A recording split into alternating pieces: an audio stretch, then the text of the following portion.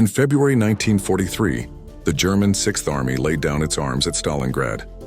Around 91,000 exhausted, starving soldiers, many of them frostbitten and half-conscious, surrendered to the Red Army after months of brutal street fighting and encirclement.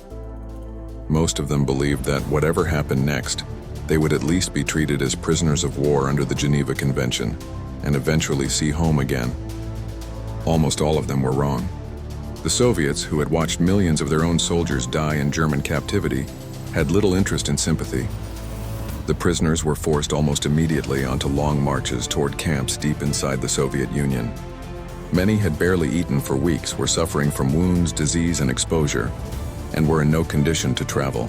In temperatures that could fall below -30 or -40 degrees, thousands collapsed in the snow. Some died where they fell. Others were reportedly finished off or simply left behind. The columns kept moving. Those who reached the makeshift camps found conditions that were only a slower form of the same death. Food was scarce, medical care was minimal, and disease spread quickly through men whose bodies had already been broken by the siege. Typhus, dysentery, and chronic malnutrition killed prisoners by the hundreds. The Soviets used many of the survivors as forced labor, helping to rebuild the very cities and industrial sites that German forces had destroyed on their way into Russia. Work was hard, rations were poor, and men often labored until they collapsed and never got up again. Officers and specialists were sometimes kept alive a little longer for interrogation or propaganda, but the ordinary infantryman had almost no protection beyond his own luck and endurance. Over the years after Stalingrad, tens of thousands of these prisoners disappeared into graves along roads, in camp cemeteries, and in unmarked ground near labor sites across the Soviet Union.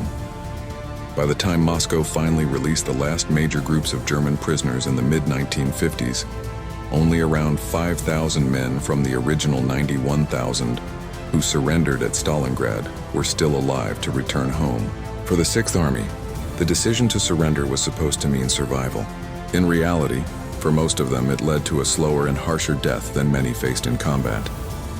Stalingrad did not just destroy an army on the battlefield.